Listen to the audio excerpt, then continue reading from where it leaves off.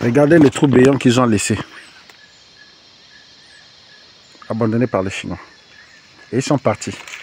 Ce sont des images de l'activité de repaillage dans le département du Kwilu qui échapperait au contrôle des pouvoirs publics selon l'Association pour le respect du droit des populations autochtones, du développement durable et du droit de l'homme, ARPA-DH, qui dénonce l'exploitation minière illégale dans la réserve de biosphère de Dimonika dans le département du Kwilu. Le président de cette association, Cheroti Blanchard Mavungu, a présenté à la presse ce lundi 16 octobre 2023 à Brazzaville un rapport mettant en cause les exploitants miniers. Que l'exploitation minière dans cette zone se fait sans au préalable mener les études d'impact environnemental et social. Comme l'exige la loi numéro 003/91 du 23 avril 1991 sur la protection de l'environnement, en son article 2, ce qui porte à dire que la nécessité de réduire les impacts environnementaux et sociaux des exploitations minières dans cette zone n'est pas la préoccupation majeure de ces exploitants. Cette façon de faire conduit à la dégradation des ressources naturelles, rivières, marécages, espaces communautaires, plantations et autres. L'abandon des gisements épuisés dans la réhabilitation des sites cause des excavations, les décapages, les érosions, les éboulements, les tas de matériaux abandonnés, la stagnation des eaux, les restes des bidons d'huile de vidange, les trous béants de 2 à 7 mètres à ciel ouvert. L'activité cause une importante pollution des cours d'eau.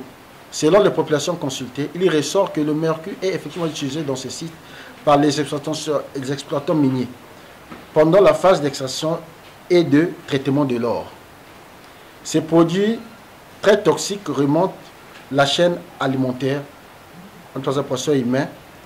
Les rejets de mercure drainés dans les rivières contaminent les sols, polluent les eaux et les rendent impurs à la consommation humaine, obligeant les populations de boire ces eaux souillées au grand risque de contraction des maladies hydriques. L'ARPA-DH a formulé plusieurs recommandations à l'endroit du gouvernement de la République, aux compagnies minières et aux partenaires financiers, parmi lesquels au gouvernement d'abord, de faire un état des lieux de tous les exploitants miniers qui exercent dans cette zone, afin de maîtriser ceux qui opèrent dans la légalité et ceux qui ne le sont pas. D'annuler tous les permis miniers des compagnies qui exploitent sans au préalable mener les études d'impact environnemental et social. Aux compagnies minières de réaliser les études environnementales et sociales avant la mise en œuvre de leurs activités. De consulter les communautés locales et populations autochtones pour recueillir leur consentement avant le démarrage de toute activité d'exploitation. D'appliquer la responsabilité sociétale de l'entreprise pour l'amélioration des conditions de vie des populations. Aux partenaires financiers, d'exiger aux compagnies minières la réalisation des études d'impact environnemental et social et leur validation avant l'octroi de tout crédit relatif à l'exploitation des ressources. D'exiger le recueillement des consommateurs informés préalables des communautés avant tout démarrage de l'exploitation des ressources.